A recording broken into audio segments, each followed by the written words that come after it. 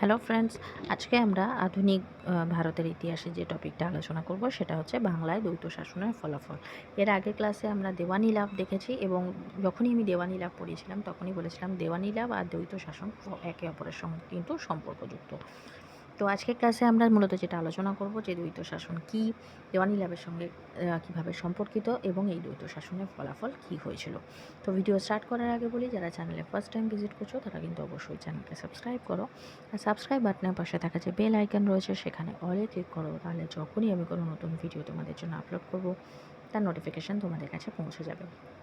তো চলো আজকে ক্লাস শুরু করা যাক। প্রথমেই দেখব যে এই যে দেওয়ানি দ্বৈত শাসন বা যেটাকে আমরা ডায়ার্কি সিস্টেম বলে থাকি, এটা কি? দেওয়ানি ল্যাব তো আগে দেখেছি, যারা দেওয়ানি ল্যাবের ক্লাস করোনি তার লিঙ্ক আমি ডিসক্রিপশানে দিয়ে দেবো, সেখান থেকে তোমরা দেখে নিও।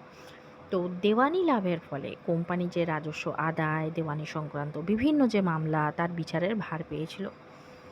আবার অন্যদিকে একদিকে তো এটা কোম্পানি পেয়েছিল, আবার অন্যদিকে কী হয়েছিল, দেওয়ানি লাভের পূর্বে বাংলা যিনি নবাব ছিলেন তৎকালীন নাজমুদ্দৌলা, তার সঙ্গে একটা চুক্তি হয়েছিল। সেটা কবে হয়েছিল? 1765 খ্রিস্টাব্দের 20 ফেব্রুয়ারি, যেখানে নবাব কোম্পানির যে মনোনীত নায়েব দেওয়ান হবে তার হাতে সকল যে ক্ষমতা, প্রশাসনিক যে ক্ষমতা এবং সামরিক ক্ষমতা, যেটাকে নিজামতি বলা হতো, সেটা সম্পূর্ণ সমর্পণ করেছেন। এবং নবাব প্রধানত কী হয়েছিলেন, কোম্পানির পেনশনারে পরিণত হয়েছিলেন, অর্থাৎ তার হাতে কোনো ক্ষমতা ছিল না, তিনি নাম সর্বস্বের শাসক ছিলেন এবং কোম্পানির তরফ থেকে একটা পেনশন পেতেন। তো এই হয়েছিল দ্বৈত শাসন ব্যবস্থা, অর্থাৎ একদিকে দেখানোর জন্য শাসক ছিলেন নবাব, কিন্তু তার হাতে কোনো ক্ষমতা ছিল না। অন্যদিকে সমস্ত ক্ষমতা কোম্পানির হাতে ছিল, কিন্তু তিনি কোনো রকম দায়িত্ব ছিল, তার কাছে কোনো রকম দায়িত্ব ছিল না। দায়িত্ব কর্তব্য পালন করবেন, অর্থাৎ ট্যাক্স কালেক্ট করা, এগুলো কালেক্ট করা, সমস্ত কিছু অ্যাকচুয়ালি মেন যে নায়েব দেওয়ান ছিল সে করতো, কিন্তু নামে হতো কার? নামে হতো নবাবের, কিন্তু প্রফিট যেগুলো ছিল সেগুলো লাভ করতো কিন্তু কোম্পানি। তাহলে এটা যেহেতু এটা ডুয়াল সিস্টেম রয়েছে, দুরকম জিনিস, সেই জন্য এটাকে নাম ছিল দ্বৈত শাসন ব্যবস্থা। এই শাসন ব্যবস্থা যেটা বললাম যে নবাবের নামে পরিচালিত হলো, নাজিম এবং দেওয়ান উভয়ই কিন্তু ছিল ক্ষমতার মূল অধিকারী, এবং এক কথায় বলা যায় কোম্পানির অধীনে থেকে বা কোম্পানির নামে বাংলার প্রকৃত শাসক কিন্তু এরাই দাঁড়িয়েছিল। কোম্পানির ক্ষমতা প্রচুর থাকলেও কিন্তু তাদের কোনো দায়িত্ব ছিল না, কারণ শাসন ব্যবস্থা কিন্তু নবাবের নামেই পরিচালিত হতো।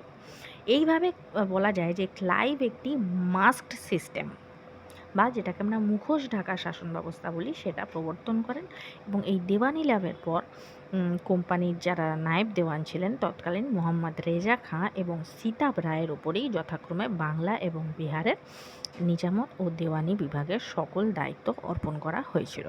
তাহলে কে কে ছিল?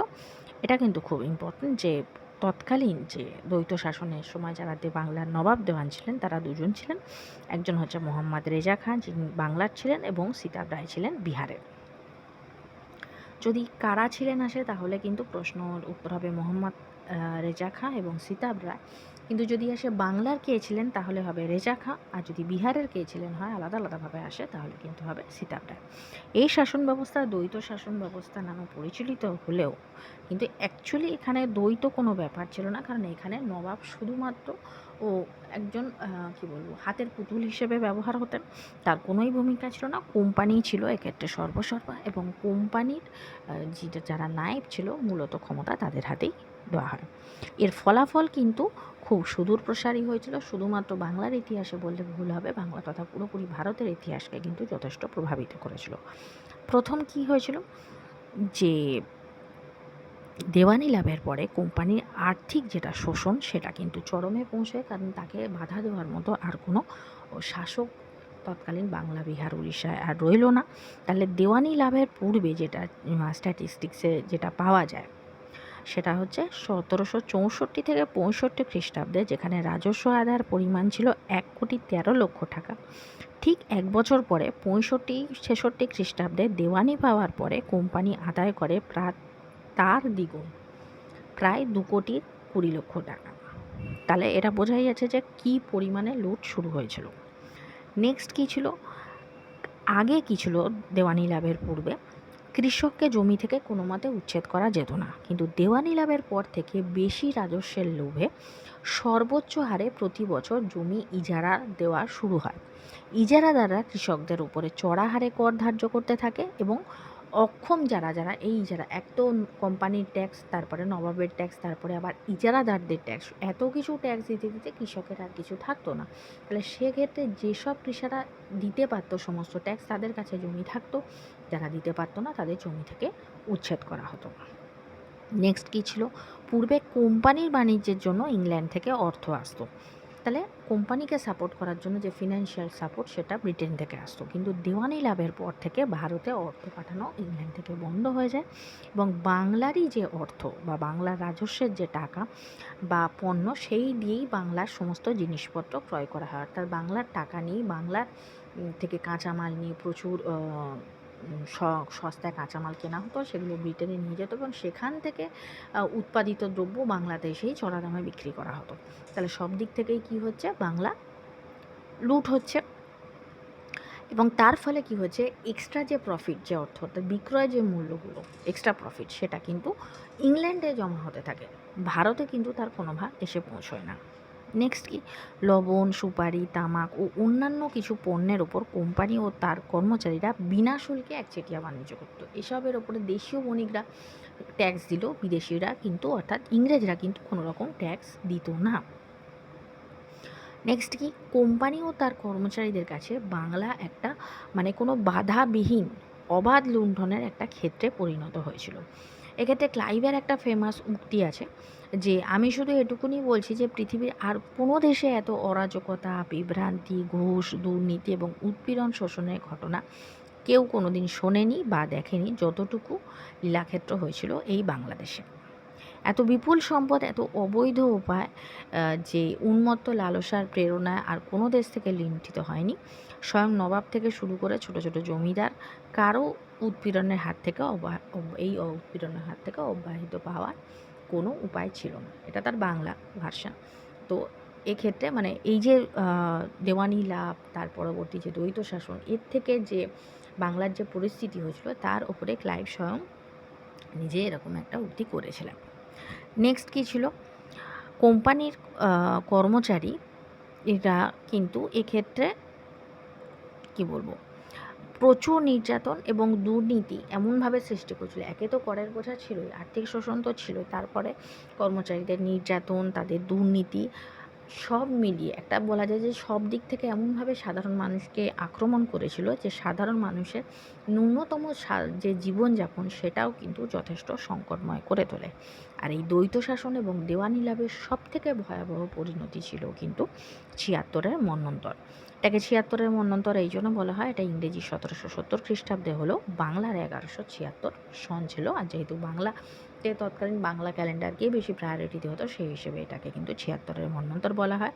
কোশ্চেনটা বারবার আসে কিন্তু, যে অনেক সময় ইংরেজি দিয়ে আসে, অনেক সময় বাংলা দিয়ে আসে। আবার বলে দিচ্ছি, ১৭৭০ খ্রিস্টাব্দ এবং ১১৭৬ সনে। মানুষের ইতিহাসে এমন লক্ষ্যই দুর্ভিক্ষের কথা আর কিন্তু কোথাও শোনা যায়নি। অনাবৃষ্টির কারণে একে শস্যহানিতে দুর্ভিক্ষের সূচনা হয়েছিল। দুর্ভিক্ষ যে শুধু করের জন্য হয়েছিল তা নয়, কিন্তু যে দুর্ভিক্ষ হয়েছিল, বৃষ্টি হচ্ছে না, তৎকালীন চাষবাস কিসের ওপর ছিল, পুরোপুরি বৃষ্টির ওপর ছিল। তাহলে একে বৃষ্টি হয়নি বলে চাষ হয়নি, শস্যহানি হয়েছে। তার ওপরে কোম্পানির শাসন নীতি এই দুর্ভিক্ষকে সর্বগ্রাসী ও ব্যাপক করে তুলেছিল।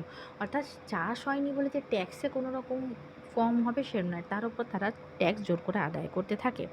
১৭৭২ খ্রিস্টাব্দে গভর্নর জেনারেল ওয়ারেন হেস্টিংস দ্বৈত শাসন ব্যবস্থা, তিনি যখন এসে বাংলার এই ভয়ঙ্কর পরিস্থিতি দেখেছিলেন, তার ৭৬-এর মন্বন্তর এতটাই ভয়ঙ্কর হয়েছিল, তৎকালীন বিভিন্ন জায়গায় দেখা যায় যে, বলা যায় যে বাংলার প্রায় ১/৩ থেকে প্রায় ১/৪ পর্যন্ত, কোনো কোনো ক্ষেত্রে তৃতীয়াংশ, ১/৪ মানুষের কিন্তু জীবনহানি ঘটেছিল এবং যারাও বেঁচেছিল তাদের অবস্থাও কিন্তু খুবই খারাপ ছিল। তো এই পরিস্থিতি দীর্ঘকাল চলার পরে যখন ১৭৭২ খ্রিস্টাব্দে গভর্নর জেনারেল হয়ে ওয়ারেন হেস্টিংস ভারতে এলেন, তখন কিন্তু এই পরিস্থিতি থেকে মুক্তি দেওয়ার জন্য এবং বাংলাকে বলা যায় যে এই একটা বিভীষিকাময় পরিস্থিতি থেকে বার করার জন্য দ্বৈত শাসন ব্যবস্থা তিনি রদ করেন। এবং কোম্পানি প্রত্যক্ষভাবে যে দেওয়ানির যে কার্যভার, অর্থাৎ কোনো নায়েব দেওয়ান এরা ইজারাদার এরা কেউ রইল না, কোম্পানি নিজে এই দেওয়ানির কার্যভার নিজের হাতে গ্রহণ করে। তো এই ছিল যে দ্বৈত শাসন ব্যবস্থা। তো আজকের ভিডিও এই পর্যন্ত। যদি ভিডিও ভালো লেগে থাকে তাহলে অবশ্যই ভিডিওকে একটা লাইক করো, যারা চ্যানেলে নতুন চ্যানেলকে সাবস্ক্রাইব করো, আর সাবস্ক্রাইব বাটনের পাশে থাকা যে বেল আইকন রয়েছে সেখানে অলে ক্লিক করো, তাহলে যখনই আমি কোনো নতুন ভিডিও তোমাদের জন্য আপলোড করব তার নোটিফিকেশন তোমাদের কাছে পৌঁছে যাবে।